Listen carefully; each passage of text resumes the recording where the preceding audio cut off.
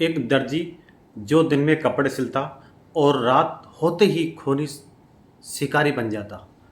आदेश खामरा नाम का यह शख्स भोपाल की गलियों में रहता था, लेकिन उसके जुर्म की दास्तां पूरे देश को दहला चुकी है। 9 सालों में 34 मासूम लोगों को मौत के घर उतारने वाला आदेश अब जेल में है, लेकिन अब उसका बेटा शुभम भी उसकी राह पर चल पड़ा। हाल ही में शुभम ने मामूली कहासुनी के बाद एक व्यक्ति को पीट पीट कर हत्या कर दी, और यह वारदात एक बार फिर आदेश खामरा के अंधेरे अतीत को उजागर कर गई है। यूँ तो हम कुख्यात आदेश खामरा का जिक्र नहीं करते, लेकिन उसके बेटे की करतूत से पहले बताते हैं कि उसके पिता की क्या करतूत थी। सुनिए पूरी कहानी।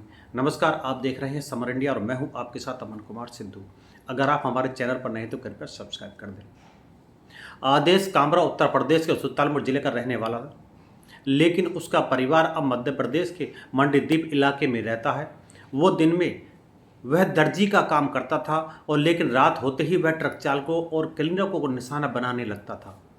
पुलिस के मुताबिक वह उन्हें नशीला खाना खिलाकर बेहोश करता और फिर उनकी हत्या कर देता। इसके बाद लाशों को सुनसान इलाके में फेंककर ट्रक को बिहार और यूपी में बेच दिया करता था। आदेश कामरा इतना शातिर था कि वो 9 सालों तक दिन भर अपनी दुकान पर बैठता और लोगों के कपड़े सिलता रहा, और सिलाई में उसका हुनर और उसके हंसमुख मिजाज की वजह से लोग उसे पसंद करते थे। और लेकिन रात होते ही अचानक वो दर्जी से कसाई बन जाता था। दिन में लोगों के कपड़े सिलने वाला रात को लोगों को कफन पहनाने निकल पड़ता था, और उसके निशाने पर अक्सर ट्रक ड्राइवर और क्लीनर रहा करते थे। वो उनकी बेरहमी से हत्या करके उनसे लूटपाट किया करता था, और इस तरह 9 सालों में उसने 34 लोगों को मौत की नींद सुला दिया था। अब इस वक्त वो भोपाल की सेंट्रल जेल में बंद है, और भोपाल के अशोका गार्डन थाने के तत्कालीन प्रभारी सुनील श्रीवास्तव ने ही आदेश कामरा को साल 2018 में उत्तर प्रदेश के सुल्तानपुर के एक जंगल से गिरफ्तार किया था।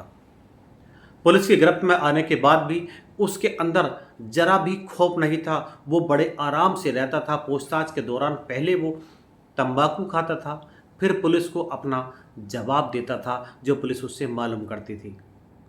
साल 2010 की बात है कि उत्तर प्रदेश के कई राज्यों में ट्रक ड्राइवर और क्लीनरों का अचानक से कत्ल होने लगे, और मध्य प्रदेश, उत्तर प्रदेश, महाराष्ट्र, छत्तीसगढ़ और उड़ीसा में आए दिन लावारिस लाशें बरामद होने लगी। कत्ल की इन सभी वारदातों में एक बात समान थी कि जिसकी भी हत्या की गई हो वह सभी ट्रक ड्राइवर या उसके सहयोगी क्लीनर थे।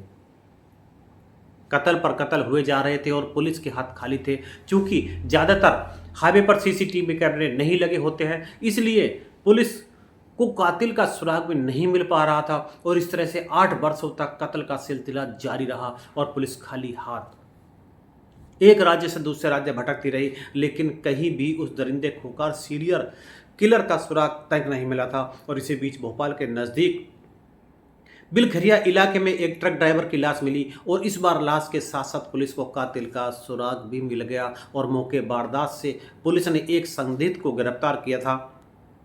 उससे पूछताछ में 8 वर्षों के रहस्य का खुलासा हो गया, और संदिग्ध ने बताया कि इस सीरियल किलर के पीछे पूरी एक गैंग है, और उस गैंग का मास्टरमाइंड कोई और नहीं, भोपाल का एक दर्जी है, और उस दर्जी का नाम आदेश खामरा है।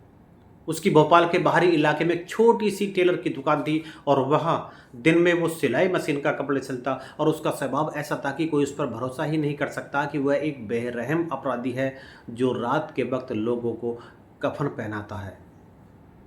अब पुलिस के सामने कई सवाल थे।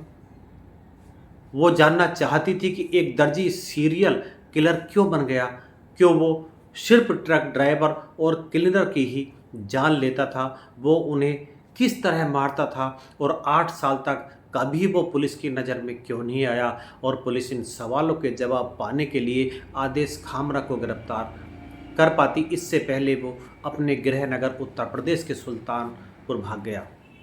भोपाल पुलिस ने उसे पकड़ने के लिए एक स्पेशल टीम बनाई, और पुलिस टीम सुल्तानपुर जिले में स्थित आदेश के गांव पहुंची, और इसकी खबर लगते ही वो पास के जंगलों में भाग गया।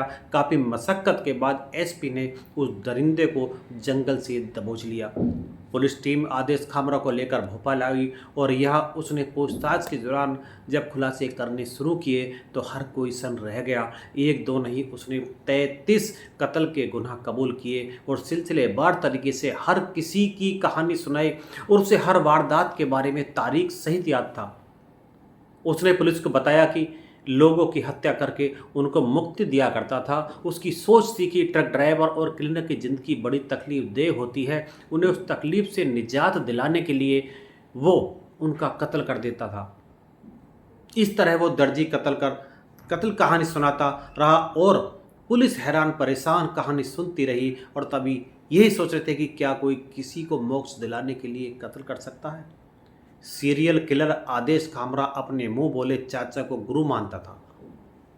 अपराध करना, सबूत मिटाना, पुलिस को चकमा देना, वारदात के हर गुर उसने अपने गुरु से ही सीखे थे। 80 के दशक में उसके गुरु अशोक खामरा की दहशत हुआ करती थी। वो ट्रक लूटने वालों को गिरोह चलाता था। उसी से प्रेरित होकर आदेश ने जरायम की दुनिया में कदम रखा था और वो फिल्मी स्टाइल में इन वारदातों को अंजाम देता था। यहाँ तक कि उसके आसपास के लोगों तक भनक तनी नहीं लगती थी। वो इतना बड़ा अपराधी है कि भोपाल के किसी भी थाने में उसके खिलाफ कोई भी संगीन अपराधों में केस दर्ज नहीं था और एक केस दर्ज भी नहीं था और मामूली मारपीट का इस तरह 8 वर्षों तक पुलिस को चकमा देकर वो हत्याएं करता रहा था। भोपाल के सेंट्रल जेल में आदेश खामरा बंद है और इस वक्त उम्र कैद की सज़ा काट रहा है। उसके हर गुनाह की अलग से सुनवाई चल रही है जिसमें अलग अलग सजाएं भी हो रही हैं और इतना तो तय है कि उसकी पूरी ज़िंदगी जेल की 4 दीवारों में ही गुजरने वाली है। जेल सूत्रों की माने तो अक्सर धार्मिक किताबें पढ़ते हुए दिखाई देता है। वह उसके व्यवहार में भी बहुत ज़्यादा बदलाव आ चुका है और एक समय वो खूंखार अपराधी था, लेकिन अब जेल के नियमों के हिसाब से अपनी ज़िंदगी गुजार रहा है। कभी कभार उसकी पत्नी और बेटा उससे मिलने जेल में आते हैं लेकिन कभी कोई रिश्तेदार उससे मिलने नहीं आया। अब तक उसके बेटे शुभम कामरा की जो खुद कातिल बन गया है। भोपाल के मिस रोड इलाके में शराब कंपनी में काम करने वाले कृपाराम राजपूत को उसने अपने 4 साथियों के साथ मिलकर इतनी बेरहमी से पीटा कि उसके मौके पर ही मौत हो गई। दरअसल बीते रविवार की रात मंडीदीप के एक पुल के पास हुई इस वारदात में शुभम और कृपाराम के बीच शराब कंपनी के किसी बात को लेकर विवाद हो गया था और विवाद मारपीट पर आ गया था। शुभम को उसने थप्पड़ मार दिया और इसके बाद में गुस्से में आकर बोला। शुभम ने अपने दोस्त के साथ मिलकर कृपाराम डंडों और लाठियों से इतना मारा कि वह उसकी मौके पर ही मृत्यु हो गई। पुलिस ने शुभम को गिरफ्तार कर लिया।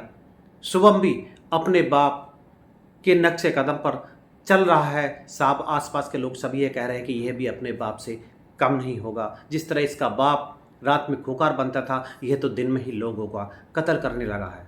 आप इस बाप और बेटे के बारे में क्या कहना चाहते हैं नीचे कमेंट बॉक्स में अवश्य बताएं। मिलते हैं अगली वीडियो में, तब तक के लिए नमस्कार।